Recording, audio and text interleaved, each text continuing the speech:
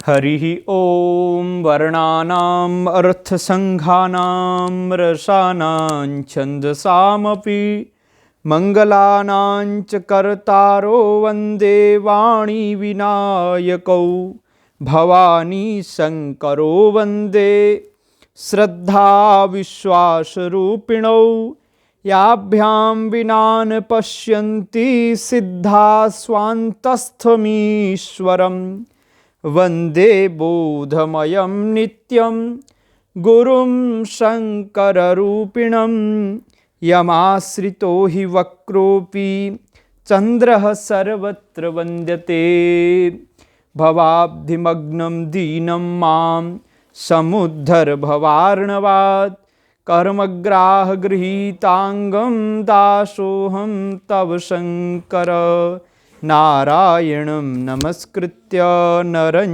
चैव नरोत्तमं देवीं सरस्वतीं व्यासं ततो जयमुदीरयेत् आद्यन्तमङ्गलमजातसमानभावम् आर्यं तमीशमजरामरमात्मदेवं पञ्चाननं प्रबलपञ्चविनोदशीलं संभावये मनसि शङ्करमम्बिकेशं नमो गोभ्यः श्रीमतीभ्यः सौरभेभ्य एव च नमो ब्रह्मसुताभ्यश्च पवित्राभ्यो नमो नमः।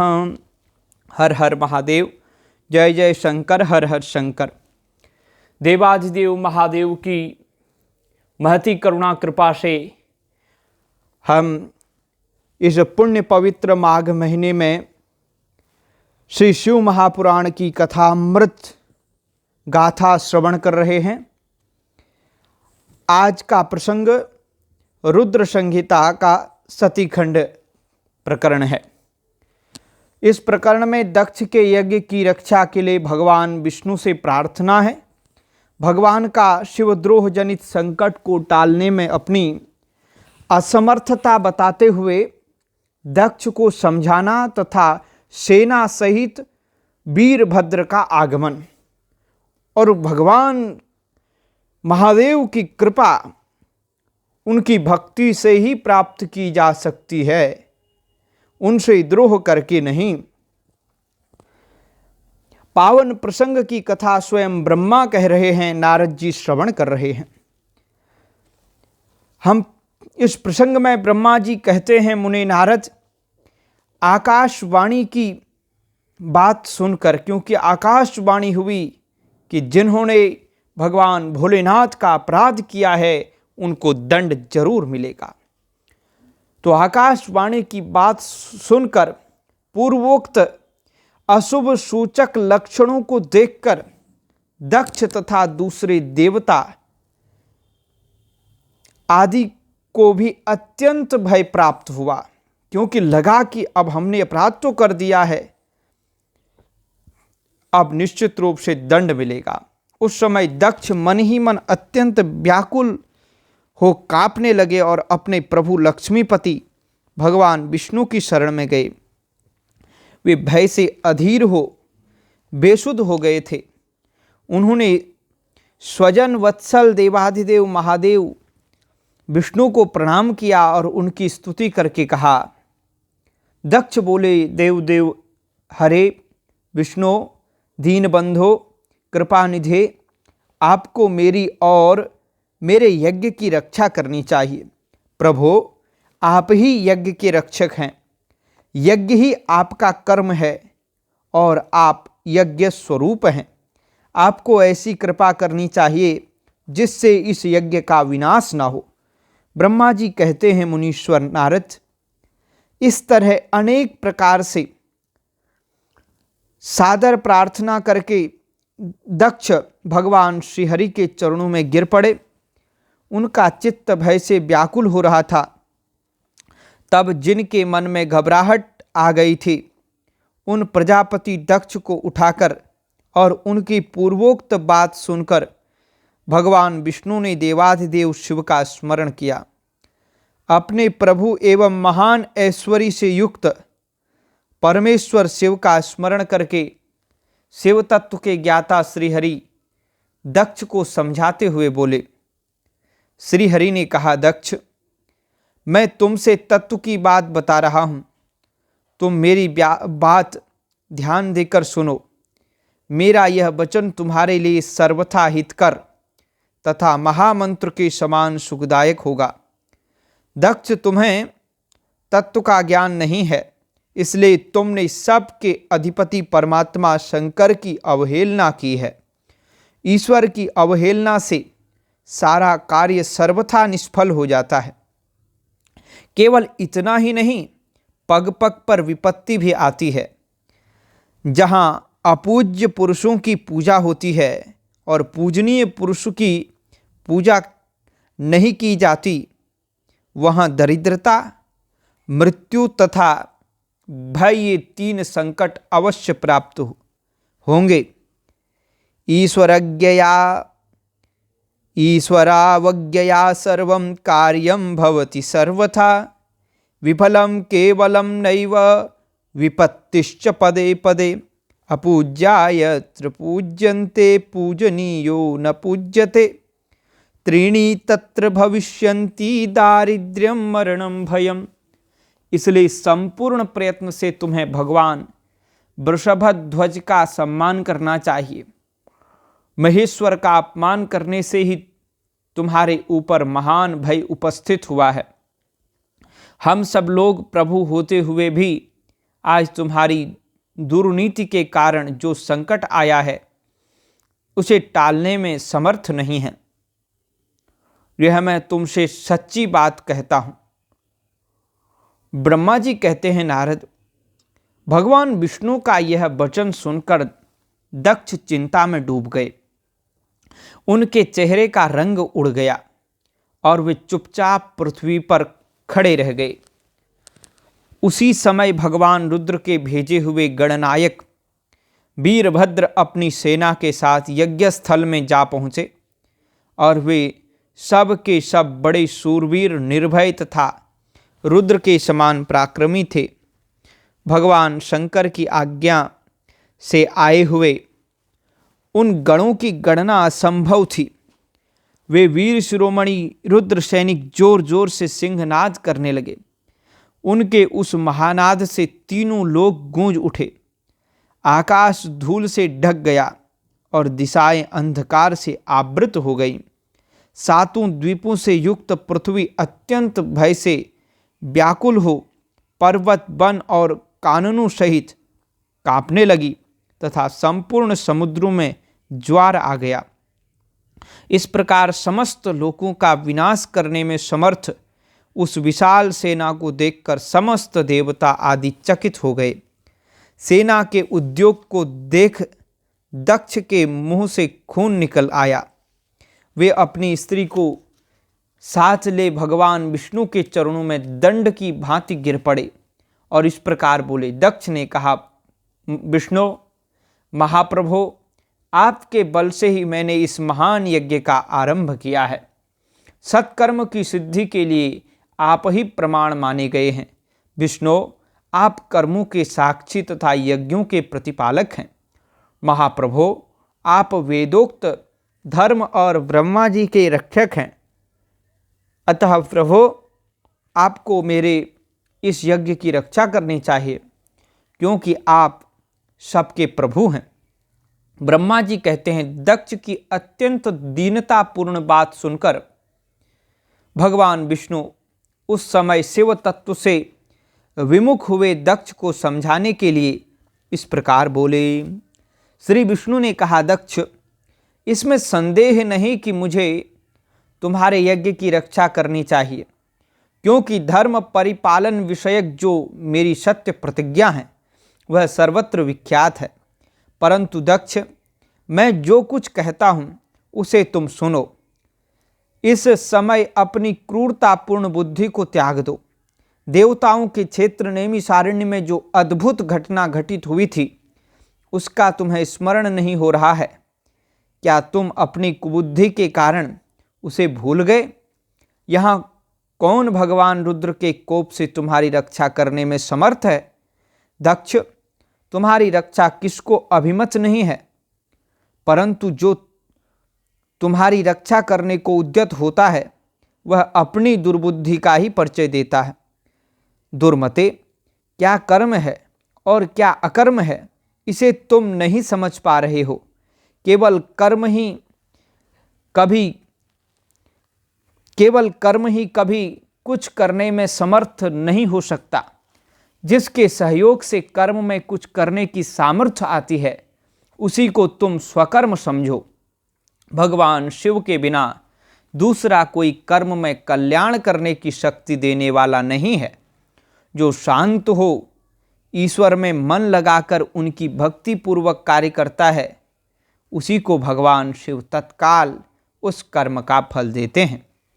जो मनुष्य केवल ज्ञान का सहारा ले अनीश्वरवादी हो जाते या ईश्वर को नहीं मानते हैं वे शतकोटि कल्पों तक नरक में ही पड़े रहते हैं। केवलम ज्ञानमाश्रित्य निरीश्वर परा नराः निरयं ते च गच्छन्ति कल्पकोटिशतानि च। फिर वे कर्म पास में बंधे हुए जीव प्रत्येक जन्म में नरकों की यातना भोगते हैं, क्योंकि वे केवल सकाम कर्म के ही स्वरूप का आश्रय लेने वाले होते हैं। ये शत्रुमर्दन वीरभद्र जो यज्ञशाला के आंगन में आ पहुँचे हैं, भगवान रुद्र की क्रोधाग्नि से प्रकट हुए हैं। इस समय समस्त रुद्रगणों के नायक ये ही हैं। ये हम लोगों के विनाश के लिए आए हैं, इसमें संशय नहीं है। कोई भी कार्य क्यों ना हो, वस्तुतः इनके लिए कुछ भी अशक्य है ही नहीं। ये महान सामर्थ्यशाली वीरभद्र सब देवताओं को अवश्य जलाकर ही शांत होंगे, इसमें संशय नहीं जान पड़ता। मैं भ्रम से महादेव जी की शपथ का उल्लंघन करके जो यहाँ ठहर रहा उसके कारण तुम्हारे साथ मुझे भी इस कष्ट का सामना करना ही पड़ेगा। भगवान विष्णु इस प्रकार कह ही रहे थे कि वीरभद्र के साथ शिवगणों की सेना का समुद्र उमड़ आया। समस्त देवता आदि ने उसे देखा। हर हर महादेव शंभो काशी विश्वनाथ गंगे, हर हर महादेव शंभो काशी विश्वनाथ गंगे। देवताओं का पलायन, इंद्र आदि के पूछने पर बृहस्पति का रुद्रदेव की अजयता बताना, वीरभद्र का देवताओं को युद्ध के लिए ललकारना, श्री विष्णु और वीरभद्र की बातचीत तथा विष्णु आदि का अपने लोक में जाना एवं दक्ष और यज्ञ का विनाश करके वीरभद्र का कैलाश को लौटना। ब्रह्मा जी कहते हैं, नारद, उस समय देवताओं के साथ शिवगणों का घोर युद्ध आरंभ हो गया। उसमें सारे देवता पराजित हुए और भागने लगे। वे एक दूसरे का साथ छोड़कर स्वर्गलोक में चले गए। उस समय केवल महाबली इंद्र आदि लोकपाल ही उस दारुण संग्राम में धैर्य धारण करके उत्सुकता पूर्वक खड़े रहे। तदनंतर इंद्र आदि सब देवता मिलकर उस सम्रांगण में बृहस्पति जी को विनीत भाव से नमस्कार करके पूछने लगे। लोकपाल बोले, गुरुदेव बृहस्पति, तात महाप्राज्ञ दयानिधे, शीघ्र बताइए, हम जानना चाहते हैं कि हमारी विजय कैसे होगी। उनकी यह बात सुनकर बृहस्पति ने प्रयत्नपूर्वक भगवान शंभु का स्मरण किया और ज्ञान दुर्बल महेंद्र से कहा। बृहस्पति जी बोले, देवराज इंद्र, भगवान विष्णु ने पहले जो कुछ कहा था वह सब इस समय घटित हो गया है। मैं उसी को स्पष्ट कर रहा हूँ, सावधान होकर सुनो। समस्त कर्मों का फल देने वाला जो कोई ईश्वर है वह कर्ता का ही आश्रय लेता है। कर्म करने वाले को ही उस कर्म का फल देता है। जो कर्म करता ही नहीं उसको फल देने में वह भी समर्थ नहीं है। अतः जो ईश्वर को जानकर उसका आश्रय लेकर सत्कर्म करता है, उसी को उस कर्म का फल मिलता है। ईश्वर द्रोही को नहीं। न मंत्र, न औषधियाँ, न समस्त आभिचारिक कर्म, न लौकिक पुरुष, न कर्म, न वेद, न पूर्व और पर उत्तर मीमांसा तथा न नाना वेदों से युक्त अन्यान्य शास्त्र ही ईश्वर को जानने में समर्थ होते हैं, ऐसा प्राचीन विद्वानों का कथन है। अनन्य शरण भक्तों को छोड़कर दूसरे लोग संपूर्ण वेदों का 10,000 बार स्वाध्याय करके भी महेश्वर को भली भांति नहीं जान सकते। यह महाश्रुति का कथन है। अवश्य भगवान शिव के अनुग्रह से ही सर्वथा शांत, निर्विकार एवं उत्तम दृष्टि से सदाशिव के तत्व का साक्षात्कार हो सकता है, ज्ञान हो सकता है। सुरेश्वर, क्या कर्तव्य है और क्या अकर्तव्य है, इसका विवेचन करना अभिष्ट होने पर मैं जो इसमें सिद्धि का अंश, उत्तम अंश है, उसी का प्रतिपादन करूँगा। तुम अपने हित के लिए उसे ध्यान देकर सुनो।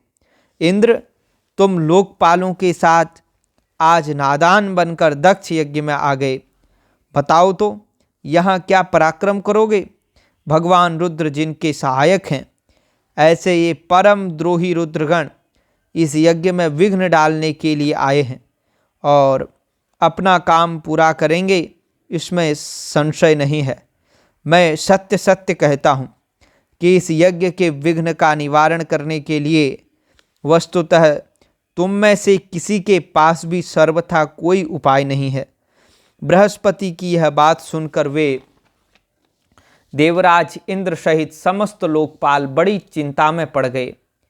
तब महावीर रुद्रगणों से घिरे हुए वीरभद्र ने मन ही मन भगवान शंकर का स्मरण करके इंद्र आदि लोकपालों को डांटा और इसके पश्चात रुद्रगणों के नायक वीरभद्र ने रोष से भरकर तुरंत ही संपूर्ण देवताओं को तीखे बाणों से घायल कर दिया। उन बाणों की चोट खाकर इंद्र आदि समस्त सुरेश्वर भागते हुए 10 दिशाओं में चले गए। जब लोकपाल चले गए और देवता भाग खड़े हुए, तब वीरभद्र अपने गणों के साथ यज्ञशाला के समीप गए। उस समय वहां विद्यमान समस्त ऋषि अत्यंत भयभीत हो परमेश्वर श्रीहरि से रक्षा की प्रार्थना करने के लिए सहसा नतमस्तक हो शीघ्र बोले, देवदेव, रमानाथ, सर्वेश्वर महाप्रभु, आप दक्ष के यज्ञ की रक्षा कीजिए। आप ही यज्ञ हैं, इसमें संशय नहीं है। यज्ञ आपका कर्म है, रूप और अंग है। आप यज्ञ के रक्षक हैं, अतः दक्ष यज्ञ की रक्षा कीजिए। आपके सिवा दूसरा कोई इसका रक्षक नहीं है। ब्रह्मा जी कहते हैं, नारद, ऋषियों का यह वचन सुनकर मेरे सहित भगवान विष्णु वीरभद्र के साथ युद्ध करने की इच्छा से चले। श्रीहरि को युद्ध के लिए उद्यत देख शत्रुमर्दन वीरभद्र, जो वीर प्रमथ गणों से घिरे हुए थे, कड़े शब्दों में भगवान विष्णु को डांटने लगे। ब्रह्मा जी कहते हैं, नारद, वीरभद्र की यह बात सुनकर बुद्धिमान देवेश्वर विष्णु वहाँ प्रसन्नतापूर्वक हंसते हुए बोले। श्री विष्णु ने कहा, वीरभद्र, आज तुम्हारे सामने मैं जो कुछ कहता हूँ उसे सुनो। मैं भगवान शंकर का सेवक हूँ, तुम मुझे रुद्रदेव से विमुख न कहो। दक्ष अज्ञानी है, कर्मकांड में ही इसकी निष्ठा है। इसने मूढ़तावश पहले मुझसे बारंबार अपने यज्ञ में चलने के लिए प्रार्थना की थी। मैं भक्त के अधीन ठहरा, इसलिए चला आया। भगवान महेश्वर भी भक्त के अधीन रहते हैं। तात, दक्ष मेरा भक्त है, इसलिए मुझे यहाँ आना पड़ा है। रुद्र के क्रोध से उत्पन्न हुए वीर, तुम रुद्र तेज स्वरूप हो, उत्तम प्रताप के आश्रय हो। मेरी प्रतिज्ञा सुनो। मैं तुम्हें आगे बढ़ने से रोकता हूँ और तुम मुझे रोको, परिणाम वही होगा जो होने वाला होगा। मैं पराक्रम करूँगा। ब्रह्मा जी कहते हैं, नारद, भगवान विष्णु के ऐसा कहने पर महाबाहु वीरभद्र हंसकर बोला, आप मेरे प्रभु के प्रिय भक्त हैं, यह जानकर मुझे बड़ी प्रसन्नता हुई है। इतना कहकर गणनायक वीरभद्र हंस पड़ा और विनय से नतमस्तक हो बड़ी प्रसन्नता के साथ श्री विष्णुदेव से कहने लगा। वीरभद्र ने कहा, महाप्रभु, मैंने आपके भाव की परीक्षा के लिए बड़ी बातें कही थी। इस समय यथार्थ बात कहता हूँ, सावधान होकर सुनो। हरे, जो शिव हैं वैसे आप हैं, जैसे आप हैं वैसे शिव हैं, जैसे शिव हैं वैसे आप हैं, जैसे आप हैं वैसे शिव हैं, ऐसा वेद कहते हैं। और वेदों का यह कथन शिव की आज्ञा के अनुसार ही है। यथा शिवस्तथा त्वं हि यथा त्वं च तथा शिवः इति वेदा वर्णयन्ति शिव शासन तो हरे। रमानाथ, भगवान शिव की आज्ञा से हम सब लोग उनके सेवक ही हैं। तथापि मैंने जो बात कही है वह इस वाद विवाद के अवसर के अनुरूप ही है। आप मेरी हर बात को आपके प्रति आदर के भाव से ही कही गई समझिए। ब्रह्मा जी कहते हैं, वीरभद्र का यह वचन सुनकर भगवान श्रीहरि हंस पड़े और उसके लिए हितकर वचन बोले। श्री विष्णु ने कहा, महावीर, तुम मेरे साथ निशंक होकर युद्ध करो। तुम्हारे अस्त्रों से शरीर के भय भर जाने पर ही मैं अपने आश्रम को जाऊंगा। ब्रह्मा जी कहते हैं, ऐसा कहकर भगवान विष्णु चुप हो गए और युद्ध के लिए कमर कसकर डट गए। महाबली वीरभद्र भी अपने गणों के साथ युद्ध के लिए तैयार हो गए। नारद, तदनंतर भगवान विष्णु और वीरभद्र में घोर युद्ध हुआ। अंत में वीरभद्र ने भगवान विष्णु के चक्र को स्तंभित कर दिया तथा सारंग धनुष के 3 टुकड़े कर डाले। तब मेरे द्वारा एवं सरस्वती द्वारा बोधित हुए श्री विष्णु ने उस महान गणनायक वीरभद्र को असह्य तेज से संपन्न जानकर वहाँ से अंतर्धान होने का विचार किया। दूसरे देवता भी यह जान गए कि सती के प्रति जो अन्याय हुआ है उसी का यह सब भावी परिणाम है। दूसरों के लिए इस संकट का सामना करना अत्यंत कठिन है। यह जानकर वे सब देवता अपने सेवकों के साथ स्वतंत्र सर्वेश्वर शिव का स्मरण करके अपने अपने लोकों को चले गए। मैं भी पुत्र के दुख से पीड़ित हो सत्यलोक में चला आया और अत्यंत दुख से आतुर हो सोचने लगा कि अब मुझे क्या करना चाहिए। मेरे तथा श्री विष्णु के चले जाने पर मुनियों सहित समस्त यज्ञ के आधार रहने वाले देवता शिवगणों द्वारा पराजित हो भाग गए। उस उपद्रव को देखकर और उस महामक का विध्वंस निकट जानकर वह यज्ञ भी अत्यंत भयभीत हो मृग का रूप धारण करके वहाँ से भागा। मृग के रूप में आकाश की ओर भागते देख वीरभद्र ने उसे पकड़ लिया और उसका मस्तक काट डाला। फिर उन्होंने मुनियों तथा देवताओं के अंग भंग कर दिए और बहुतों को मार डाला। प्रतापी वीरभद्र ने भृगु को उठाकर पटक दिया और उनकी छाती को पैर से दबाकर तत्काल उनकी दाढ़ी नोच ली। चंड ने बड़े वेग से पूषा के दांत उखाड़ लिए, क्योंकि पूर्व काल में जिस समय महादेव जी को दक्ष के द्वारा गालियां दी जा रही थी उस समय वे दांत दिखाकर हंसे थे। नंदी ने भग को रोषपूर्वक पृथ्वी पर दे मारा और उनकी दोनों आँखें निकाल ली, क्योंकि जब दक्ष शिवजी को शाप दे रहे थे उस समय वे आँखों के संकेत से अपना अनुमोदन सूचित कर रहे थे। वहाँ रुद्रगण नायकों ने स्वधा, स्वाहा और दक्षिणा देवियों की बड़ी विडंबना दुर्दशा की। वहाँ जो मंत्र तंत्र तथा दूसरे लोग थे उनका भी बहुत तिरस्कार किया। ब्रह्मपुत्र दक्ष भय के मारे अंतर्वेदी के भीतर छिप गए। वीरभद्र उनका पता लगाकर उन्हें बलपूर्वक पकड़ लाए। फिर उनके दोनों गाल पकड़कर उन्होंने उनके मस्तक पर तलवार से आघात किया, परंतु योग के प्रभाव से दक्ष का सिर अभेद्य हो गया था, इसलिए फट नहीं सका। जब वीरभद्र को ज्ञात हुआ कि संपूर्ण अस्त्र शस्त्रों से इनके मस्तक का भेदन नहीं हो सकता, तब उन्होंने दक्ष की छाती पर पैर रखकर दबाया और दोनों हाथों से गर्दन मरोड़कर तोड़ डाली। फिर शिवद्रोही दुष्ट दक्ष के उस सिर को गणनायक वीरभद्र ने अग्नि कुंड में डाल दिया। तदनंतर जैसे सूर्य और घोर अंधकार राशि का नाश करके उदयाचल पर आरूढ़ होते हैं, उसी प्रकार वीरभद्र दक्ष और उनके यज्ञ का विध्वंस करके कृतकार्य हो तुरंत ही वहाँ से उत्तम कैलाश पर्वत को बड़ी प्रसन्नता से कैलाश पर्वत को चले गए। वीरभद्र को काम पूरा करके आया देख परमेश्वर शिव मन ही मन बहुत संतुष्ट हुए और उन्होंने उन्हें वीर प्रमथ गणों का अध्यक्ष बना दिया।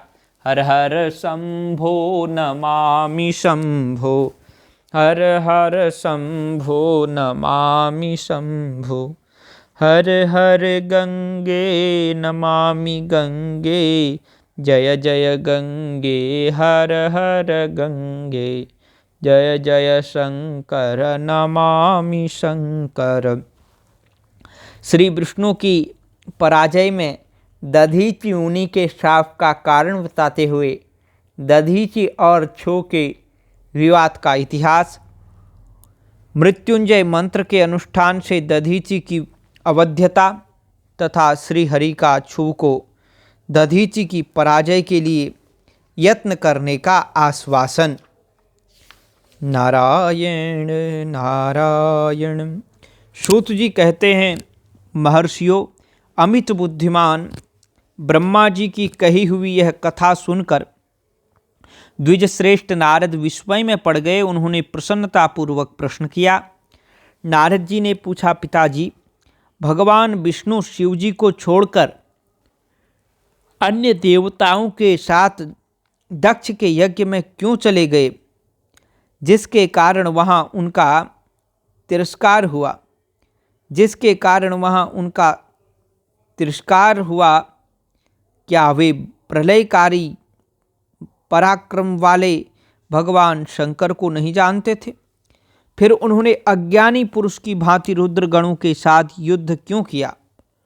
करुणानिधे, मेरे मन में यह बहुत बड़ा संदेह है।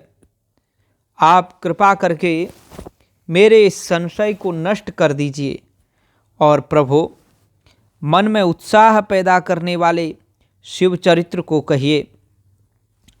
ब्रह्मा जी ने कहा, नारद, पूर्व काल में राजा क्षुभ की सहायता करने वाले श्री हरि को दधीचि मुनि ने शाप दिया था, जिससे उस समय वे इस बात को भूल गए कि वे दूसरे देवताओं को साथ ले दक्ष के यज्ञ में चले गए। दधीचि ने तो ब्रह्मा जी यहाँ पे कहते हैं कि पूर्व काल में राजा क्षु की सहायता करने वाले श्रीहरि को दधीचि मुनि ने शाप दे दिया था, जिससे उस समय वे इस बात को भूल गए और वे दूसरे देवताओं को साथ ले दक्ष के यज्ञ में चले गए। दधीचि ने क्यों शाप दिया, यह सुनो। प्राचीन काल में क्षुभ नाम से प्रसिद्ध एक महातेजस्वी राजा हो गए हैं। वे महाप्रभावशाली मुनीश्वर दधीचि के मित्र थे। दीर्घ काल की तपस्या के प्रसंग से क्षुभ और दधीचि में विवाद आरंभ हो गया, जो तीनों लोकों में महान अनर्थकारी के रूप में विख्यात हुआ। उस विवाद में वेद के विद्वान शिवभक्त दधीचि कहते थे कि शूद्र, वैश्य और क्षत्रिय, ये तीनों वर्णों से ब्राह्मण ही श्रेष्ठ है, इसमें संशय नहीं। महामुनि दधीचि की यह बात सुनकर धन वैभव के मद से मोहित हुए राजा क्षुभ ने उसका इस प्रकार प्रतिवाद किया। क्षुभ बोले, राजा इंद्र आदि 8 लोकपालों के स्वरूप को धारण करता है और वह समस्त वर्णों और आश्रमों का पालक है एवं प्रभु है, इसलिए राजा ही सबसे श्रेष्ठ है। राजा की श्रेष्ठता का प्रतिपादन करने वाली श्रुति भी कहती है कि राजा सर्वदेवमय है। मुने, इस श्रुति के कथनानुसार जो सबसे बड़ा देवता है वह मैं ही हूँ। इस विवेचन से ब्राह्मण की अपेक्षा राजा ही श्रेष्ठ सिद्ध होता है। च्यवन नंदन, आप इस विषय में विचार करें और मेरा अनादर न करें, क्योंकि मैं सर्वथा आपके लिए पूजनीय हूँ। राजा क्षुभ का यह मत श्रुतियों और स्मृतियों के विरुद्ध था। इसे सुनकर भृगुकुल भूषण मुनिश्रेष्ठ दधीचि को बड़ा क्रोध हुआ। मुने अपने गौरव का विचार करके कुपित हुए महातेजस्वी दधीचि ने क्षुभ के मस्तक पर बाएं मुक्के से प्रहार किया। उनके मुक्के की मार खाकर ब्रह्मांड के अधिपति कुत्सित बुद्धि वाले क्षुभ अत्यंत कुपित हो गरज उठे और उन्होंने वज्र से दधीचि को काट डाला। उस वज्र से आहत हो भृगुवंशी दधीचि पृथ्वी पर गिर पड़े। भार्गव वंशधर दधीचि ने गिरते समय शुक्राचार्य का स्मरण किया।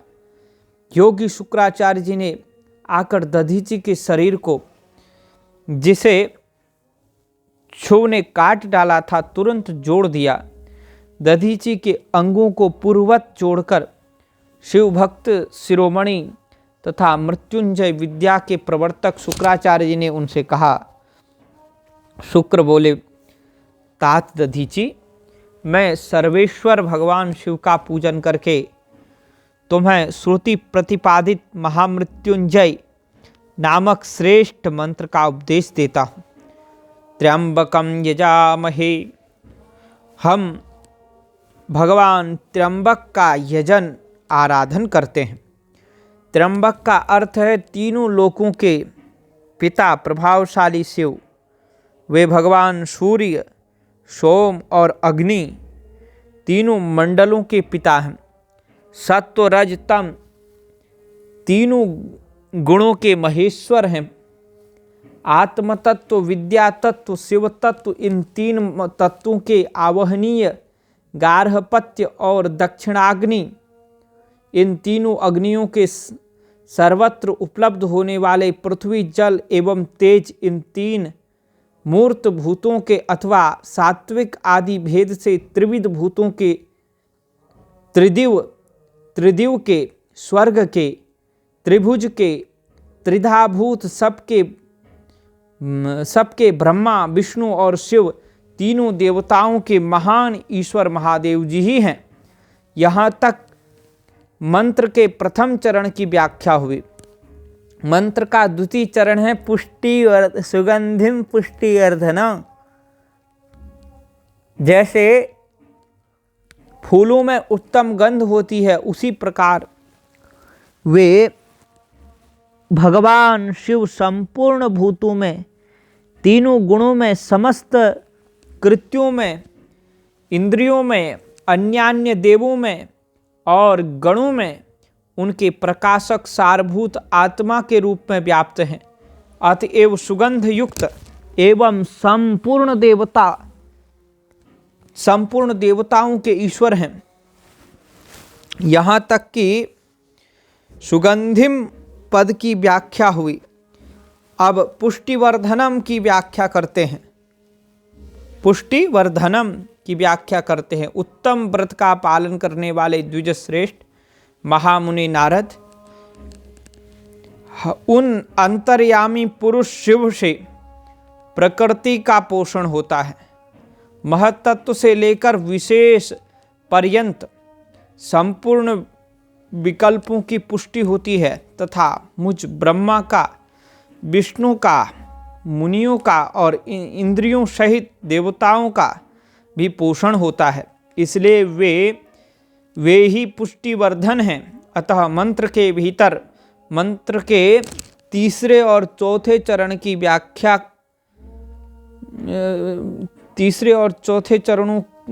की व्याख्या करते हैं। उन दोनों चरणों का स्वरूप यों है। उर्वारुकमिव बंधनान मृत्योर्मुक्षीयमामृतात्। अर्थात प्रभो, जैसे खरबूजा पक जाने पर लता बंधन से छूट जाता है, उसी तरह मैं मृत्यु रूप बंधन से मुक्त हो जाऊं। अमृत पद से मोक्ष से पृथक न हो। वे रुद्रदेव अमृत स्वरूप हैं, जो पुण्य कर्म से, तपस्या से, स्वाध्याय से, योग से अथवा ध्यान से उनकी आराधना करता है, उसे नूतन जीवन प्राप्त होता है। इस सत्य के प्रभाव से भगवान शिव स्वयं ही अपने भक्त को मृत्यु के सूक्ष्म बंधन से मुक्त कर देते हैं, क्योंकि वे भगवान ही बंधन और मोक्ष देने वाले हैं। ठीक उसी तरह जैसे उर्वारुक अर्थात ककड़ी का पौधा अपने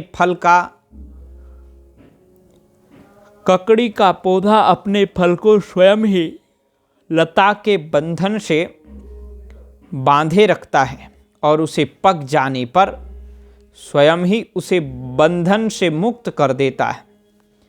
यह मृत संजीवनी मंत्र है, जो मेरे मत से सर्वोत्तम है। तुम प्रेम पूर्वक नियम से भगवान शिव का स्मरण करते हुए इस मंत्र का जप करो। जप और हवन के पश्चात इसी से अभिमंत्रित किए हुए जल को दिन और रात में पियो तथा शिव विग्रह के समीप बैठकर उन्हीं का ध्यान करते रहो। इससे कहीं भी मृत्यु का भय नहीं रहता।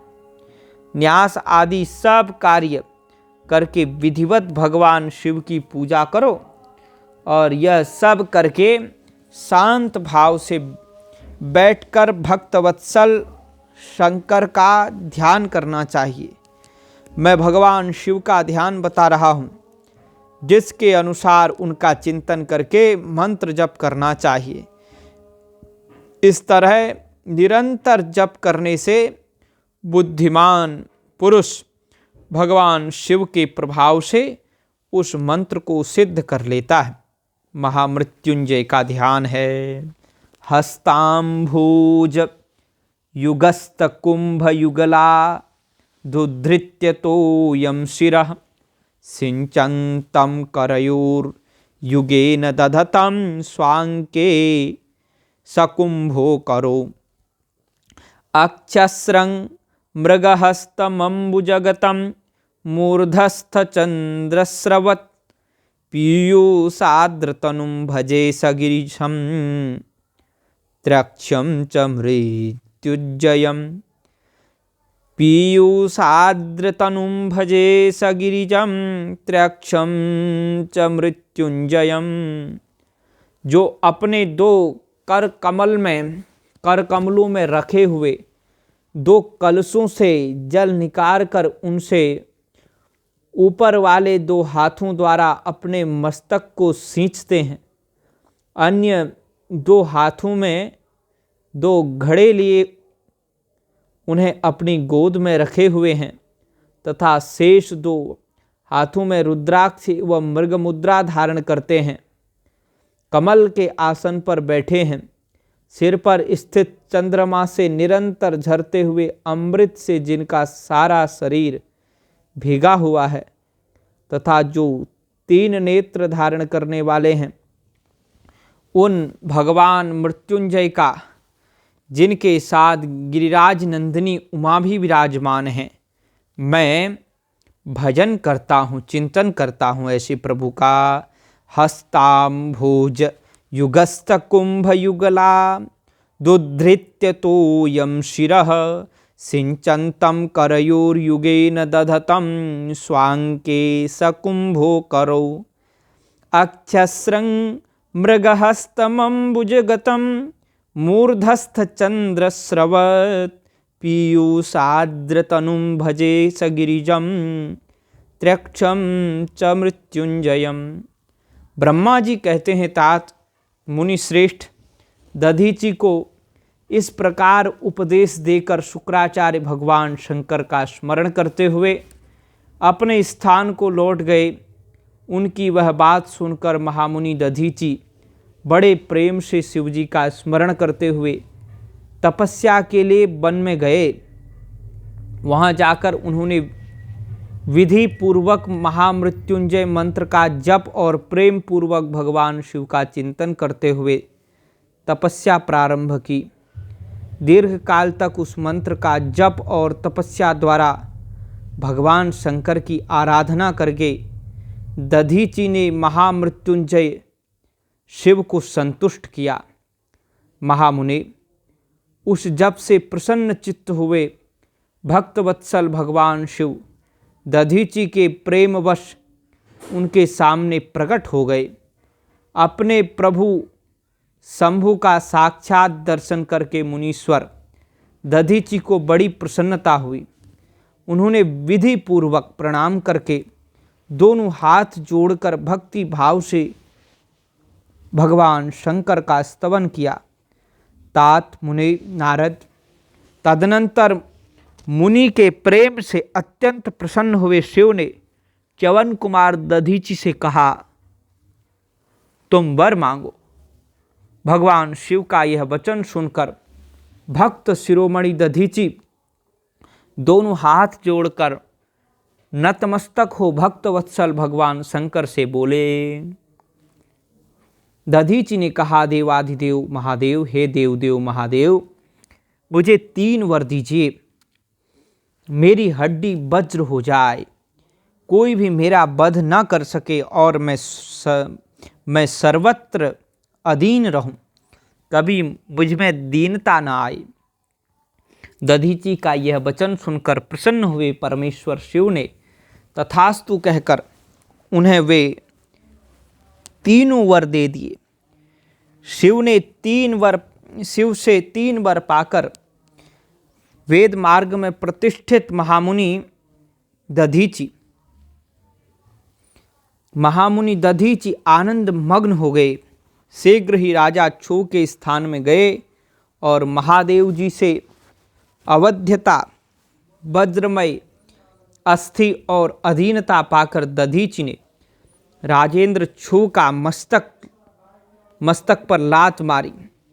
फिर तो राजा छू ने भी क्रोध करके दधीचि पर वज्र से प्रहार किया और वे विष्णु के गौरव से अधिक गर्व में भरे हुए थे, परंतु छू का चलाया हुआ वह वज्र परमेश्वर शिव के प्रभाव से महात्मा दधीचि का नाश न कर सका।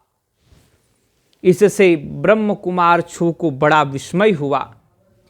मुनीश्वर दधीचि की अवध्यता, अधीनता तथा वज्र से भी बढ़ चढ़कर प्रभाव देखकर ब्रह्म कुमार छू के मन में बड़ा आश्चर्य हुआ।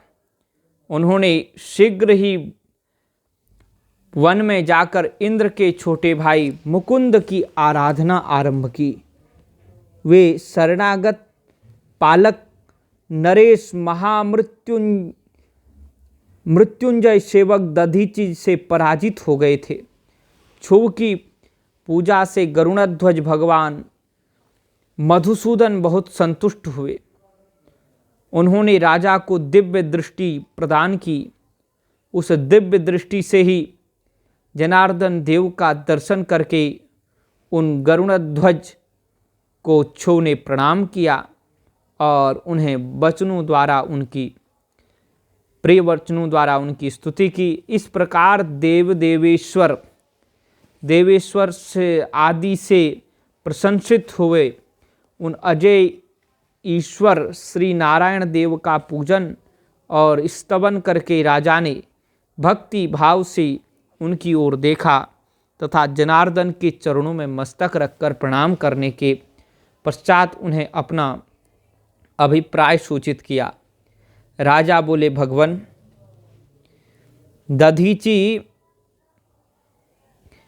दधीची नाम से प्रसिद्ध एक ब्राह्मण हैं जो धर्म के ज्ञाता हैं। उनके हृदय में विनय का भाव है। वे पहले मेरे मित्र थे। उनके हृदय में विनय का भाव है। वो पहले मेरे मित्र थे। इन दिनों रोग शोक से रहित मृत्युंजय महादेव जी की आराधना करके वे उन्हें कल्याणकारी शिव के प्रभाव से समस्त अस्त्र शस्त्रों द्वारा सदा के लिए अवध्य हो गए हैं। एक दिन उन महातपस्वी दधीची ने भरी सभा में आकर अपने बाएं पैर से मेरे मस्तक पर बड़े वेग से अवहेलना पूर्वक प्रहार किया और बड़े गर्व से कहा, मैं किसी से नहीं डरता। हरे, वे मृत्युंजय से उत्तम वर पाकर अनुपम गर्व से भर गए हैं। प्रभो, ऐसे करके छो भगवान को सुनाते हैं। ब्रह्मा जी कहते हैं, नारद, महात्मा दधीची की अवध्यता का समाचार जानकर श्रीहरि ने महादेव जी के अतुलित प्रभाव का स्मरण किया।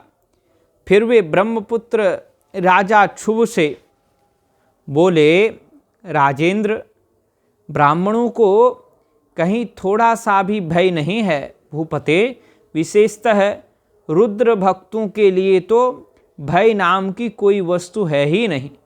यदि मैं तुम्हारी ओर से कुछ करूं तो ब्राह्मण दधीची को दुख होगा और वह मुझ जैसे देवता के लिए भी शाप का कारण बन जाएगा। राजेंद्र, दधीची के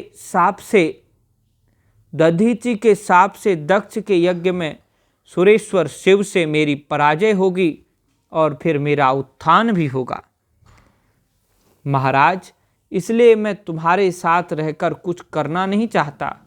मैं कि अकेला ही तुम्हारे लिए दधीची को जीतने का प्रयत्न करूंगा। भगवान विष्णु का यह वचन सुनकर छो बोले, बहुत अच्छा, ऐसा ही हो। ऐसा कहकर वे उस कार्य के लिए मन ही मन उत्सुक हो प्रसन्नता पूर्वक वहीं ठहर गए। हर हर महादेव शंभो काशी विश्वनाथ गंगे। हर हर महादेव शंभो काशी विश्वनाथ गंगे। काशी विश्वनाथ गंगे, काशी अमरनाथ गंगे। हर हर महादेव शंभो काशी विश्वनाथ गंगे। श्री विष्णु और देवताओं से अपराजित दधीची का उनके लिए शाप और छो पर अनुग्रह। ब्रह्मा जी कहते हैं, नारद, भक्तवत्सल भगवान विष्णु राजा क्षुभ का हित साधन करने के लिए ब्राह्मणों का रूप धारण कर दधीची के आश्रम पर गए। वहाँ उन जगतगुरु श्रीहरि ने शिवभक्त शिरोमणि ब्रह्मर्षि दधीची को प्रणाम करके क्षुभ के कार्य की सिद्धि के लिए उद्यत हो उनसे यह बात कही। श्री विष्णु बोले, भगवान शिव की आराधना में तत्पर रहने वाले अविनाशी ब्रह्मर्षि दधीची, मैं तुमसे एक वर मांगता हूँ, उसे तुम मुझे दे दो। क्षुभ के कार्य की सिद्धि चाहने वाले देवाधिदेव श्रीहरि के इस प्रकार याचना करने पर शैव शिरोमणि दधीची ने शीघ्र ही भगवान विष्णु से इस प्रकार कहा। दधीची बोले, ब्रह्मन, आप क्या चाहते हैं यह मुझे ज्ञात हो गया है। आप शुभ का काम बनाने के लिए साक्षात भगवान श्रीहरि ही ब्राह्मण का रूप धारण करके यहाँ आए हैं। इसमें संदेह नहीं है कि आप पूरे मायावी हैं, क्योंकि देवेश जनार्दन मुझे भगवान रुद्र की कृपा से भूत भविष्य वर्तमान तीनों कालों का ज्ञान सदा बना रहता है। हे सुब्रत, मैं आपको जानता हूँ। आप पापहारी श्रीहरि एवं विष्णु हैं। यह ब्राह्मण का वेश छोड़िए। दुष्ट बुद्धि वाले राजा छो ने आपकी आराधना की है, इसलिए आप पधारे हैं। भगवान हरे, आपकी भक्त वत्सलता को भी मैं जानता हूँ। यह छल छोड़िए, अपने रूप को धारण कीजिए, अपने रूप को ग्रहण कीजिए और भगवान शंकर के स्मरण में मन लगाइए। मैं भगवान शंकर की आराधना में लगा रहता हूँ। ऐसी दशा में भी यदि मुझसे किसी को भय हो तो आप उसे यत्नपूर्वक सत्य की शपथ के साथ कहिए, मेरा मन शिव के स्मरण में ही लगा रहता है। मैं कभी झूठ नहीं बोलता। इस संसार में किसी देवता या दैत्य से भी मुझे भय नहीं होता। श्री विष्णु बोले, उत्तम व्रत का पालन करने वाले दधीचि, तुम्हारा भय सर्वथा नष्ट ही है, क्योंकि तुम शिव की आराधना में तत्पर रहते हो, इसलिए सर्वज्ञ हो। परंतु मेरे कहने से तुम एक बार अपने प्रतिद्वंदी राजा छू से जाकर कह दो कि राजेंद्र, मैं तुमसे डरता हूँ। भगवान विष्णु का यह वचन सुनकर भी शैव शिरोमणि महामुनि दधीचि निर्भय ही रहे और हंसकर बोले। दधीचि ने कहा, मैं देवादिदेव पिनाक पाणी भगवान शंभु के प्रसाद से कहीं कभी किसी से और किंचन मात्र भी नहीं डरता, सदा ही निर्भय रहता हूँ। इस पर श्रीहरि ने मुनि को दबाने की चेष्टा की। देवताओं ने भी उनका साथ दिया, किंतु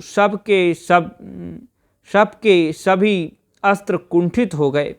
तदनंतर भगवान विष्णु ने अगणित गणों की सृष्टि की, परंतु महर्षि ने उनको भी भस्म कर दिया। तब भगवान ने अपनी अनंत विष्णु मूर्ति प्रकट की। यह सब देखकर च्यवन कुमार ने वहाँ जगदीश्वर भगवान विष्णु से कहा। दधीचि बोले, महाबाहो, माया को त्याग दीजिए। विचार करने से यह प्रतिभास मात्र ही प्रतीत होती है।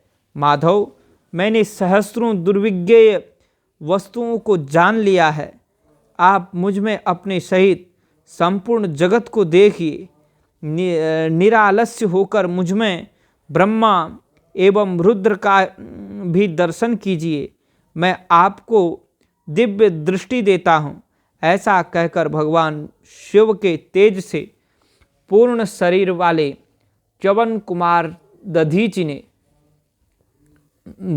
मुनि ने अपनी देह में समस्त ब्रह्मांड का दर्शन कराया। तब भगवान विष्णु ने उन पर पुनः कोप करना चाहा। इतने में मेरे साथ एक छुव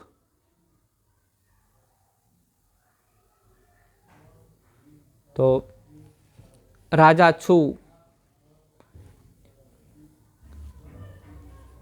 के प्रति झुकाना चाहते हैं, पर यहाँ पर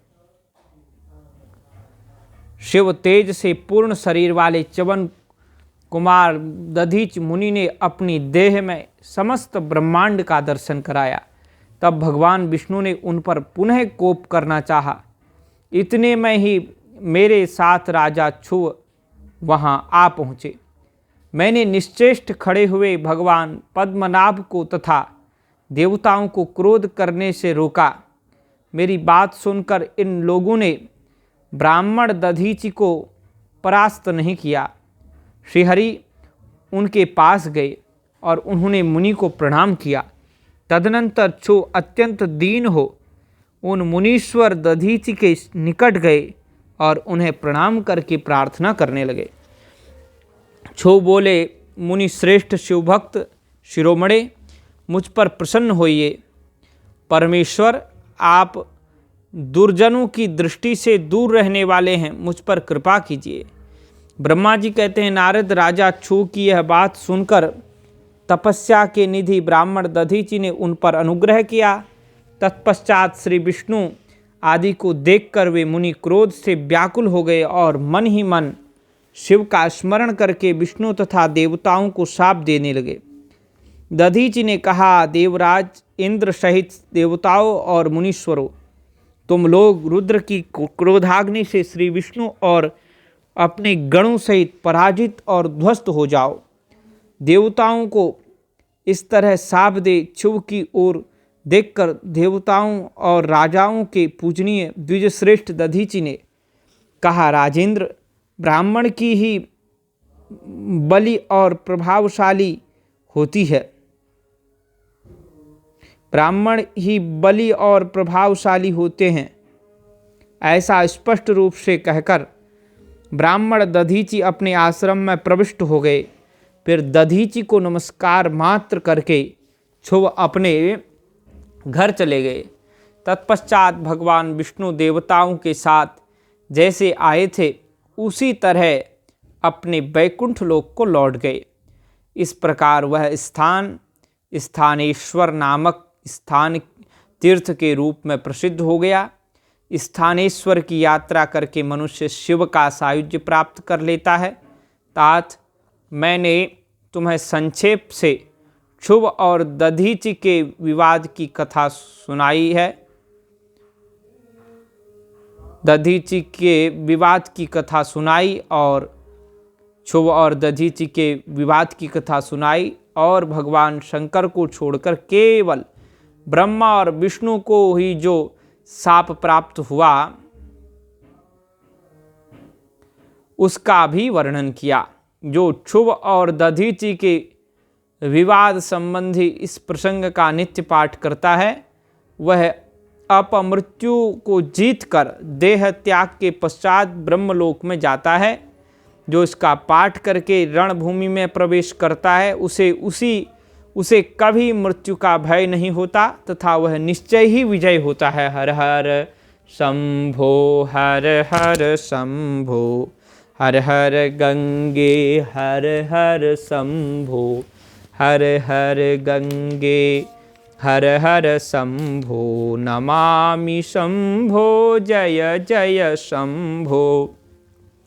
देवताओं सहित ब्रह्मा का विष्णु लोक में जाकर अपना दुख निवेदन करना, श्री विष्णु का उन्हें शिव से क्षमा मांगने की अनुमति दे, उनको साथ ले कैलाश पर जाना तथा भगवान शिव से मिलना। नारद जी ने कहा, विधातः महाप्राज्ञ और आप शिव तत्व का साक्षात्कार कराने वाले हैं। आपने यह बड़ी अद्भुत एवं रमणीय शिवलीला सुनाई है। तात, वीरभद्र जब दक्ष के यज्ञ का विनाश करके कैलाश पर्वत पर चले गए तब क्या हुआ यह हमें बताइए। ब्रह्मा जी बोले, नारद, रुद्रदेव के सैनिकों ने जिनके अंग भंग कर दिए थे वे समस्त पराजित देवता और मुनि उस समय मेरे लोक में आए। वहाँ मुझ स्वयंभू को नमस्कार करके सब ने बारंबार मेरा स्तवन किया। फिर अपने विशेष क्लेश को पूर्ण रूप से सुनाया। उसे सुनकर मैं पुत्र शोक से पीड़ित हो गया और अत्यंत व्यग्र हो व्यथित चित्त से बड़ी चिंता करने लगा। फिर मैंने भक्ति भाव से भगवान विष्णु का स्मरण किया। इससे मुझे समयोचित ज्ञान प्राप्त हुआ। तदनंतर देवताओं और मुनियों के साथ में श्री विष्णु लोक में गया और वहाँ भगवान विष्णु को नमस्कार एवं नाना प्रकार के स्तोत्रों द्वारा उनकी स्तुति करके उनसे अपना दुख निवेदन किया। मैंने कहा, देव, जिस तरह भी यज्ञ पूर्ण हो, यजमान जीवित हो और समस्त देवता तथा मुनि सुखी हो जाएं, वैसा उपाय कीजिए। देवदेव रमानाथ, देव सुखदायक विष्णु, हम देवता और मुनि निश्चय ही आपकी शरण में आए हैं। मुझ ब्रह्मा की यह बात सुनकर भगवान लक्ष्मीपति विष्णु, जिनका मन सदा शिव में लगा रहता है और जिनके हृदय में कभी दीनता नहीं आती, शिव का स्मरण करके इस प्रकार बोले। श्री विष्णु ने कहा, देवताओं, परम समर्थ तेजस्वी पुरुष से कोई अपराध बन जाए तो भी उसके बदले में अपराध करने वाले मनुष्यों के लिए वह अपराध मंगलकारी नहीं हो सकता। विधातः समस्त देवता परमेश्वर शिव के अपराधी हैं, क्योंकि उन्होंने भगवान शंभु को यज्ञ का भाग नहीं दिया। अब तुम सब लोग शुद्ध हृदय से शीघ्र ही प्रसन्न होने वाले उन भगवान शिव के पैर पकड़कर उन्हें प्रसन्न करो, उनसे क्षमा मांगो। जिन भगवान के कुपित होने पर यह सारा जगत नष्ट हो जाता है तथा जिनके शासन से लोकपालों सहित यज्ञ का जीवन शीघ्र ही समाप्त हो जाता है, वे भगवान महादेव इस समय अपनी प्राणवल्लभा सती से बिछुड़ गए हैं तथा अत्यंत दुरात्मा दक्ष ने अपने दुर्वचन रूपी बाणों से उनके हृदय को पहले से ही घायल कर दिया है। अतः तुम लोग शीघ्र ही जाकर उनसे अपने अपराधों के लिए क्षमा मांगो। विधे, उन्हें शांत करने का केवल यही सबसे बड़ा उपाय है। मैं समझता हूँ ऐसा करने से भगवान शंकर को संतोष होगा। यह मैंने सच्ची बात कही है। ब्रह्मन, मैं भी तुम सब लोगों के साथ शिव के निवास स्थान पर चलूँगा और उनसे क्षमा मांगूंगा। देवता आदि सहित मुझ ब्रह्मा को इस प्रकार आदेश देकर श्रीहरि ने देवगणों के साथ कैलाश पर्वत पर जाने का विचार किया। तदनंतर देवता, मुनि और प्रजापति आदि जिनके स्वरूप ही हैं, वे श्रीहरि उन सब को साथ ले अपने बैकुंठ धाम से भगवान शिव के शुभ निवास गिरिश्रेष्ठ कैलाश को गए। कैलाश भगवान शिव को सदा ही अत्यंत प्रिय है।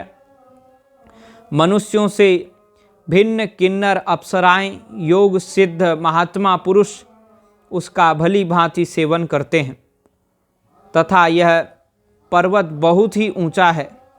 उसके निकट रुद्रदेव के मित्र कुबेर की अलका नामक महादिव्य एवं रमणीय पुरी है, जिसे सब देवताओं ने देखा है। उस पुरी के पास ही सौगंधिक वन भी देवताओं की दृष्टि में आया, जो सब प्रकार के वृक्षों से हरा भरा एवं दिव्य था। उसके भीतर सर्वत्र सुगंध फैलाने वाले सौगंधिक नामक कमल खिले हुए थे। उसके बाहरी भाग में नंदा और अलकनंदा ये दो अत्यंत पावन दिव्य सरिताएं बहती हैं, जो दर्शन मात्र से प्राणियों के पाप हर लेती हैं। यक्षराज कुबेर की अलकापुरी और सौगंधिक वन को पीछे छोड़कर आगे बढ़ते हुए देवताओं ने थोड़ी ही दूर पर शंकर जी के बट वृक्ष को देखा। उसने चारों ओर अपनी अविचल छाया फैला रखी थी। वह वृक्ष 100 योजन ऊंचा था और उसकी शाखाएं 75 योजन तक फैली हुई थी। उस पर कोई घोंसला नहीं था और ग्रीष्म का ताप तो उससे सदा दूर ही रहता था। बड़े पुण्यात्मा पुरुषों को ही उसका दर्शन हो सकता है। वह परम रमणीय और अत्यंत पावन है। वह दिव्य वृक्ष भगवान शंभु का योगस्थल है, योगियों के द्वारा सेव्य और परम उत्तम है। मुमुक्षुओं के आश्रयभूत और उस महायोगमय वट वृक्ष के नीचे विष्णु आदि समस्त सब देवताओं ने भगवान शंकर को विराजमान देखा। मेरे पुत्र महासिद्ध सनकादि, जो सदा शिव भक्ति में तत्पर रहने वाले हैं और शांत हैं, बड़ी प्रसन्नता के साथ उनकी सेवा में बैठे थे। भगवान शिव का श्री विग्रह परम शांत दिखाई देता था। उनके साथ उनके सखा कुबेर, जो गुह्यकों और राक्षसों के स्वामी हैं, अपने सेवक गणों तथा कुटुंबी जनों के साथ सदा विशेष रूप से उनकी सेवा किया करते हैं। वे परमेश्वर शिव उस समय तपस्वी जनों को परम प्रिय लगने वाला सुंदर रूप धारण किए बैठे थे। भस्म आदि से उनके अंगों की बड़ी शोभा हो रही थी।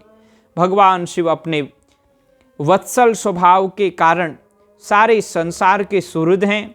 नारद, उस दिन वे एक कुशासन पर बैठे हुए थे और सब संतों के सुनते हुए तुम्हारे प्रश्न करने पर तुम्हें उत्तम ज्ञान का उपदेश दे रहे थे। वे बायां चरण अपनी दाईं जांघ पर और बायां हाथ बाएं घुटने पर रखे, कलाई में रुद्राक्ष की माला डाले सुंदर तर्क मुद्रा से विराजमान थे। तर्जनी को अंगूठे से जोड़कर और अन्य अंगुलियों को आपस में मिलाकर फैला देने से जो बंध सिद्ध होता है उसे तर्क मुद्रा कहते हैं। इसी का नाम ज्ञान मुद्रा भी है। तो ज्ञान मुद्रा में, तर्क मुद्रा में विराजमान थे भोलेनाथ।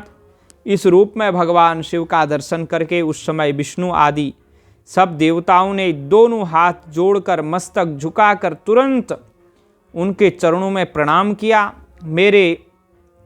मेरे साथ भगवान विष्णु को आया देख सत्पुरुषों के आश्रयदाता भगवान रुद्र उठकर खड़े हो गए और उन्होंने सिर झुकाकर उन्हें प्रणाम भी किया। फिर विष्णु आदि सब देवताओं ने जब भगवान शिव को प्रणाम कर लिया तब उन्होंने मुझे नमस्कार किया। ठीक उसी तरह जैसे लोगों को उत्तम गति प्रदान करने वाले भगवान विष्णु प्रजापति कश्यप को प्रणाम करते हैं। तत्पश्चात देवताओं, सिद्धों, गणधीशों, गणाधीशों और महर्षियों से नमस्कृत तथा स्वयं भी श्री विष्णु को एवं मुझको नमस्कार करने वाले भगवान शिव से श्रीहरि ने आदर पूर्वक वार्तालाप आरंभ किया। हर हर महादेव शंभो काशी विश्वनाथ गंगे। देवताओं द्वारा भगवान शिव की स्तुति, भगवान शिव का देवता आदि के अंगों के ठीक होने और दक्ष के जीवित होने का वरदान देना, श्रीहरि आदि के साथ यज्ञ मंडप में पधारकर शिव का दक्ष को जीवित करना तथा दक्ष और विष्णु आदि के द्वारा उनकी स्तुति। देवताओं ने भगवान शिव की अत्यंत विनय के साथ स्तुति करते हुए अंत में कहा, आप पर उत्कृष्ट परमेश्वर परात्पर तथा परात्पर हैं, परतर हैं। आप सर्वव्यापी विश्वमूर्ति महेश्वर को नमस्कार है। आप विष्णु कलत्र, विष्णु क्षेत्र, भानु, भैरव, शरणागत वत्सल, त्र्यंबक तथा विहरणशील हैं। आप मृत्युंजय हैं। शोक भी आपका ही स्वरूप है। आप त्रिगुण एवं पुण्यात्मा हैं, गुणात्मा हैं। चंद्रमा, सूर्य और अग्नि आपके नेत्र हैं। आप सबके कारण तथा धर्म मर्यादा स्वरूप हैं। आपको नमस्कार है। आपने अपने ही तेज से संपूर्ण जगत को व्याप्त कर रखा है। आप निर्विकार, प्रकाशपूर्ण, चिदानंद स्वरूप परब्रह्म परमात्मा हैं। परमेश्वर, ब्रह्मा, विष्णु, इंद्र और चंद्र आदि समस्त देवता तथा मुनि आपसे ही उत्पन्न हुए हैं। क्योंकि आप अपने शरीर को 8 भागों में विभक्त करके समस्त संसार का पोषण करते हैं, इसलिए अष्टमूर्ति कहलाते हैं। आप ही सबके आदि कारण करुणामय ईश्वर हैं। आपके भय से यह वायु चलती है। आपके भय से अग्नि जलाने का काम करती है। आपके भय से सूर्य तपता है। आपके भय से मृत्यु सब ओर दौड़ती फिरती है। दया सिंधु महेशान परमेश्वर, अप्रसन्न होइए, हम नष्ट और अचेत हो रहे हैं, अतः आप सदा हमारी रक्षा कीजिए नाथ करुणानिधे शंभो। आपने कब अब तक नाना प्रकार की आपत्तियों से जिस तरह हमें सदा सुरक्षित रखा है, उसी तरह आज भी आप हमारी रक्षा कीजिए। नाथ दुर्गेश, आप शीघ्र कृपा करके इस अपूर्ण यज्ञ का और प्रजापति दक्ष का भी उद्धार कीजिए। भग को अपनी आंखें मिल जाएं, यजमान दक्ष जीवित हो जाएं, पूषा के दांत जम जाएं और भृगु की दाढ़ी मूछ पहले जैसी हो जाए। हे शंकर, आयुधों और पत्थरों की वर्षा से जिनके अंग भंग हो गए हैं, उन देवता आदि पर आप सर्वथा अनुग्रह करें, जिससे उन्हें पूर्ण आरोग्य लाभ हो। नाथ, यज्ञ कर्म में पूर्ण होने पर जो कुछ शेष रहे, वह सब आपका पूरा पूरा भाग हो, उसमें और कोई हस्तक्षेप न करे। रुद्रदेव, आपके भाग से ही यज्ञ पूर्ण हो, अन्यथा नहीं। ऐसा कहकर मुझ ब्रह्मा के साथ सभी देवता अपराध क्षमा कराने के लिए उद्यत हो हाथ जोड़कर भूमि पर दंड के समान पड़े गए भूमि पर। तो ब्रह्मा जी कहते हैं, नारद, मुझ ब्रह्मा, लोकपाल, प्रजापति तथा मुनियों सहित श्रीपति विष्णु के अनुनय विनय करने पर परमेश्वर भगवान शिव प्रसन्न हो गए। देवताओं को आश्वासन दे हंसकर उन पर परम अनुग्रह करते हुए करुणा निधान परमेश्वर शिव ने कहा। श्री महादेव जी बोले, सुरश्रेष्ठ ब्रह्मा और विष्णुदेव, आप दोनों सावधान होकर मेरी बात सुने। मैं सच्ची बात कहता हूँ तात, आप दोनों की सभी बातों को मैंने सदा माना है। दक्ष के यज्ञ का यह विध्वंस मैंने नहीं किया है। दक्ष स्वयं ही दूसरों से द्वेष करते हैं। दूसरों के प्रति जैसा बर्ताव किया जाएगा, वह अपने लिए ही फलित होगा। अतः ऐसा कर्म कभी नहीं करना चाहिए जो दूसरों को कष्ट देने वाला हो। परम द्वेष्टि परेशान यत् आत्मनस्तद भविष्यति, परेशान क्लेदनम कर्म न कार्यम तत्कदाचन। बड़ा सुंदर श्लोक है। परम द्वेष्टि परेशान यत् आत्मनस्तद भविष्यति, परेशान क्लेदनम कर्म न कार्यम तत्कदाचन। दक्ष का मस्तक जल गया, इसलिए इनके सिर के स्थान में बकरे का सिर जोड़ दिया जाए। भग के देवता मित्र की आंख से अपने यज्ञ भाग को देखें। भग देवता मित्र देवता की आंखों से अपने यज्ञ भाग को देखें। तात, पूषा नामक देवता जिनके दांत टूट गए हैं, यजमान के दांतों से भली भांति पिसे गए यज्ञान्न का भक्षण करें। यह मैंने सच्ची बात बताई है। मेरा विरोध करने वाले भृगु की दाढ़ी के स्थान में बकरे की दाढ़ी लगा दी जाए। शेष सभी देवताओं के जिन्होंने मुझे यज्ञ भाग के रूप में यज्ञ की अवशिष्ट वस्तुएं दी हैं, सारे अंग पहले की भांति ठीक हो जाएं। अध्वर्यु आदि याज्ञिकों में से जिनकी भुजाएं टूट गई हैं, वे अश्विनी कुमारों की भुजाओं से, और जिनके हाथ नष्ट हो गए हैं, वे पूषा के हाथों से अपने काम चलाएं। यह मैंने आप लोगों के प्रेमवश कहा है। ब्रह्मा जी कहते हैं, नारद, ऐसा कहकर वेद का अनुसरण करने वाले सुर सम्राट चराचरपति दयालु परमेश्वर महादेव चुप हो गए। भगवान शंकर का यह भाषण सुनकर श्री विष्णु और ब्रह्मा सहित संपूर्ण देवता संतुष्ट हो उन्हें तत्काल साधुवाद देने लगे। तदनंतर भगवान शंभु को आमंत्रित करके मुझ ब्रह्मा और देवर्षियों के साथ श्री विष्णु अत्यंत हर्षपूर्वक पुनः दक्ष की यज्ञशाला की ओर चले। इस प्रकार उनकी प्रार्थना से भगवान शंभु विष्णु आदि देवताओं के साथ कनखल में स्थित प्रजापति दक्ष की यज्ञशाला में पधारे। उस समय रुद्रदेव ने वहां यज्ञ का और विशेषतः देवताओं तथा ऋषियों का जो वीरभद्र के द्वारा विध्वंस किया गया था उसे देखा। स्वाहा, स्वधा, पूषा, तुष्टि, धृति, सरस्वती, अन्य समस्त ऋषि, पितर, अग्नि तथा अन्यान्य बहुत से यक्ष, गंधर्व और राक्षस वहाँ पड़े थे। उनमें से कुछ लोगों के अंग तो तोड़ डाले गए थे, कुछ लोगों के बाल नोच दिए गए थे और कितने ही उस समरांगण में अपने प्राणों से हाथ धो बैठे थे। उस यज्ञ की वैसी दुरवस्था देखकर भगवान शंकर ने अपने गणनायक महापराक्रमी वीरभद्र को बुलाकर हंसते हुए कहा, महाबाहु वीरभद्र, यह तुमने कैसा काम किया? तात तुमने थोड़ी ही देर में देवता और ऋषि आदि को बड़ा भारी दंड दे दिया। वस्तु जिसने ऐसा द्रोहपूर्ण कार्य किया, इस विलक्षण यज्ञ का आयोजन किया और जिसे ऐसा फल मिला, उस दक्ष को तुम शीघ्र यहाँ ले आओ। भगवान शंकर के ऐसा कहने पर वीरभद्र ने बड़ी उतावली के साथ दक्ष का धड़ लाकर उनके सामने डाल दिया। दक्ष के उस शव को सिर से रहित देख लोक कल्याणकारी भगवान शंकर ने आगे खड़े हुए वीरभद्र से हंसकर पूछा, दक्ष का सिर कहाँ है? तब प्रभावशाली वीरभद्र ने कहा, प्रभु शंकर, मैंने तो उसी समय दक्ष के सिर को आग में होम कर दिया।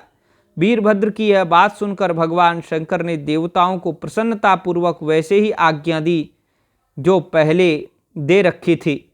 भगवान भव ने उस समय जो कुछ कहा उसकी मेरे द्वारा पूर्ति कराकर श्रीहरि आदि सब देवताओं ने भृगु आदि सबको शीघ्र ही ठीक कर दिया। तदनंतर शंभु के आदेश से प्रजापति दक्ष के धड़ के साथ यज्ञ पशु बकरे का सिर जोड़ दिया गया।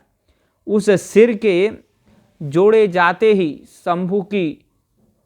शंभु की शुभ दृष्टि पड़ने से प्रजापति के शरीर में प्राण आ गए और वे तत्काल सोकर जगे हुए पुरुष की भांति उठकर खड़े हो गए। उठते ही उन्होंने अपने सामने करुणानिधि भगवान शंकर को देखा।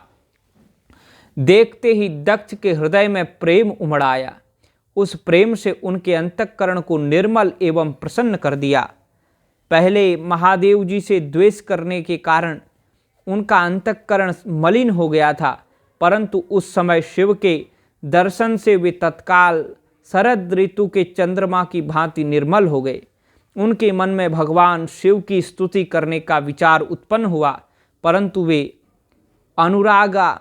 अनुरागाधिक्य के कारण तथा अपनी मरी हुई पुत्री का स्मरण करके व्याकुल हो जाने के कारण तत्काल उनका स्तवन न कर सके। थोड़ी देर बाद मन स्थिर होने पर दक्ष ने लज्जित हो लोक शंकर शिव शंकर को प्रणाम किया और उनकी स्तुति आरंभ की। उन्होंने भगवान शंकर की महिमा गाते हुए बारंबार उन्हें प्रणाम किया। फिर अंत में कहा, परमेश्वर, आपने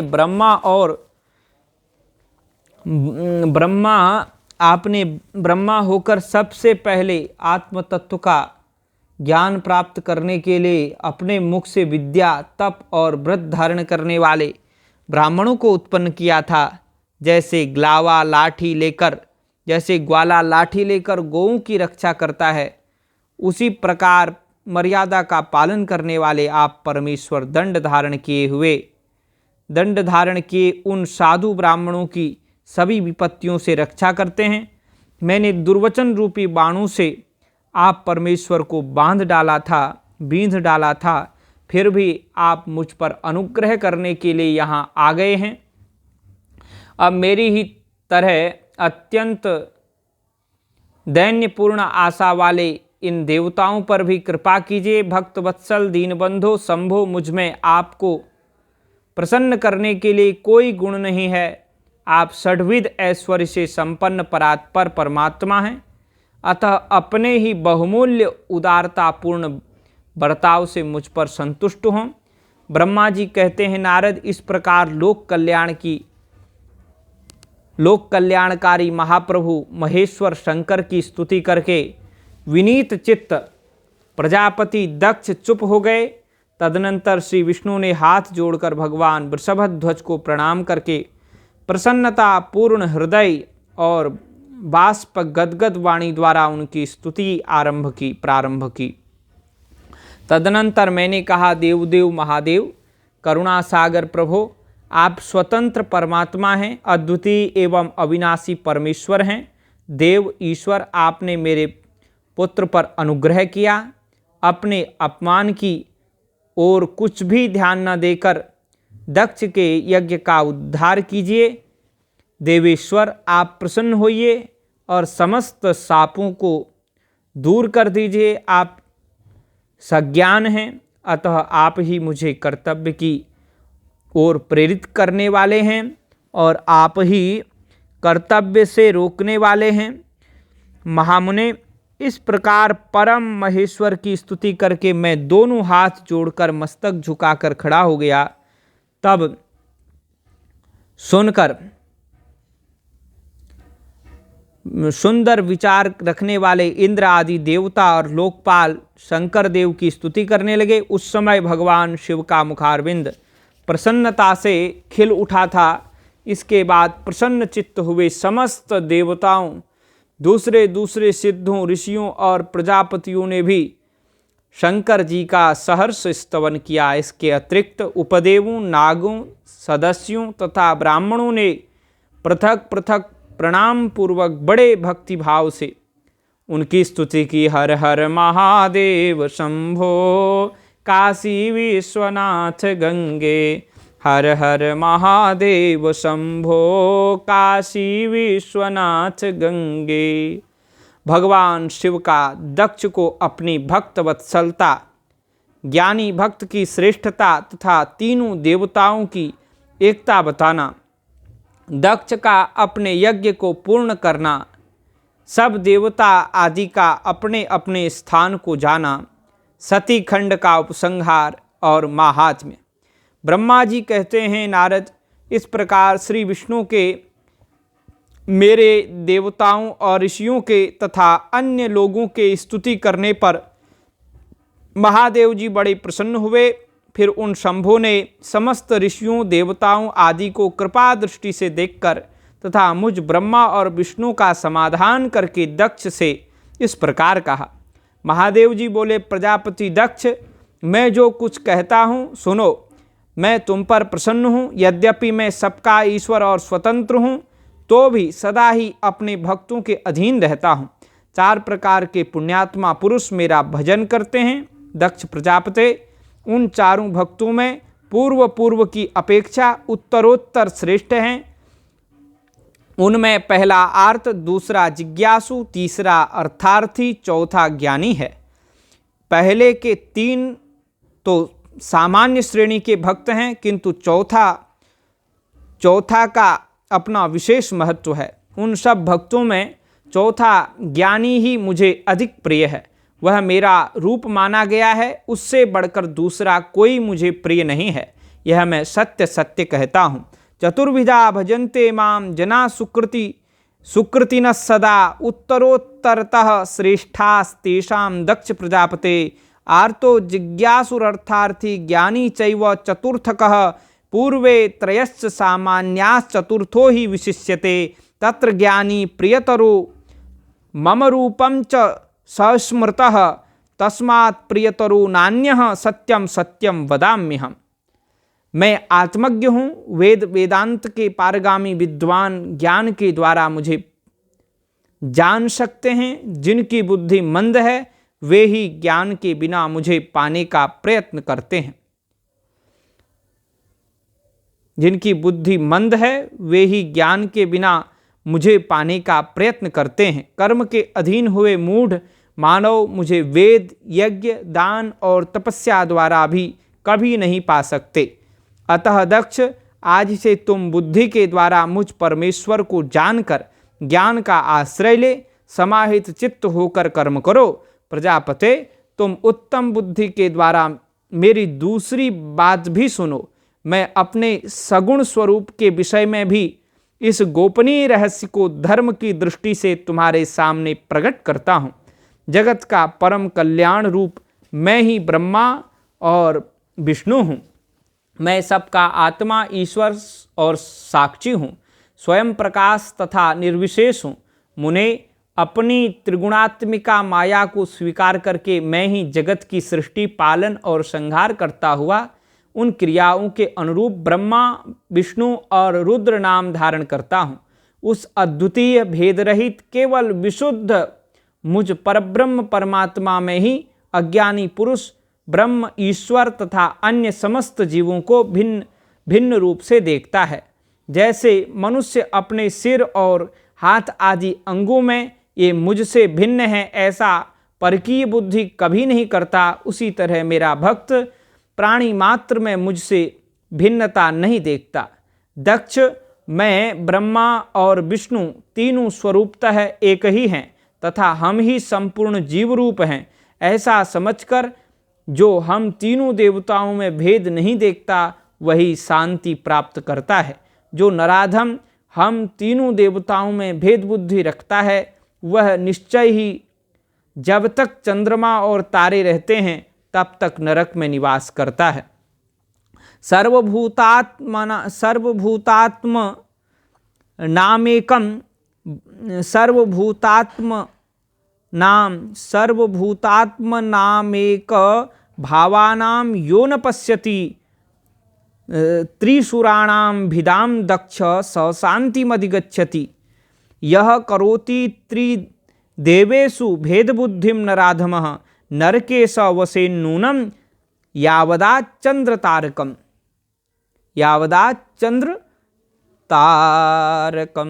दक्ष, यदि कोई विष्णु भक्त होकर मेरी निंदा करेगा और मेरा भक्त होकर विष्णु की निंदा करेगा तो तुम्हें दिए हुए पूर्वोक्त सारे शाप उन्हीं दोनों को प्राप्त होंगे और निश्चय ही उन्हें तत्व ज्ञान की प्राप्ति नहीं हो सकती।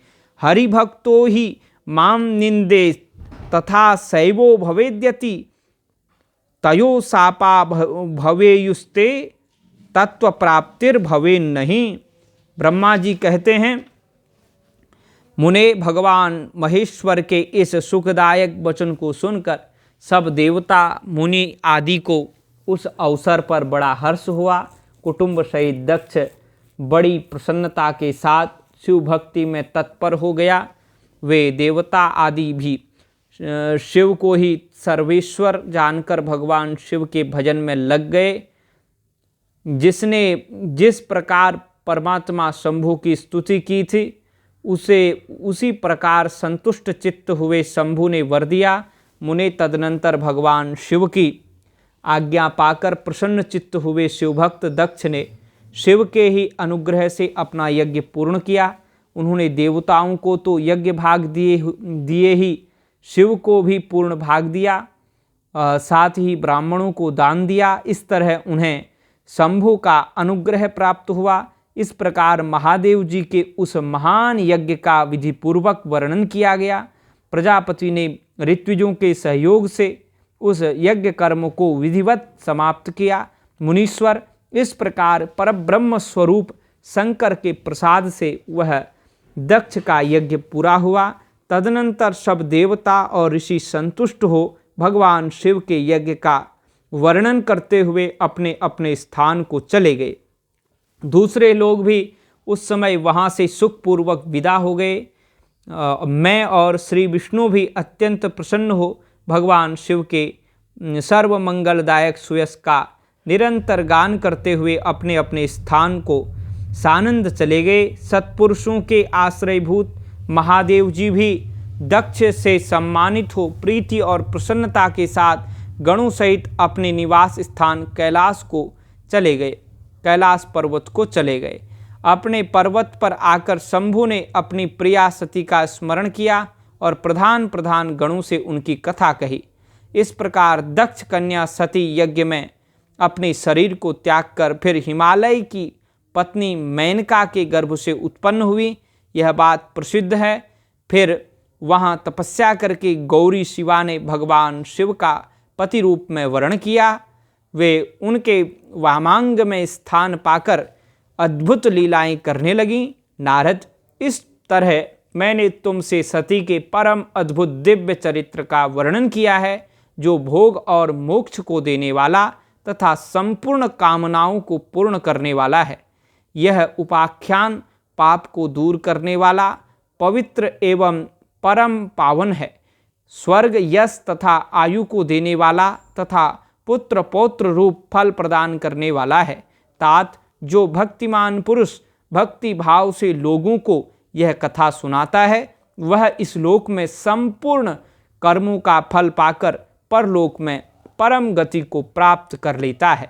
इस प्रकार से रुद्र संहिता का यह सती खंड यहाँ पर पूर्ण होता है।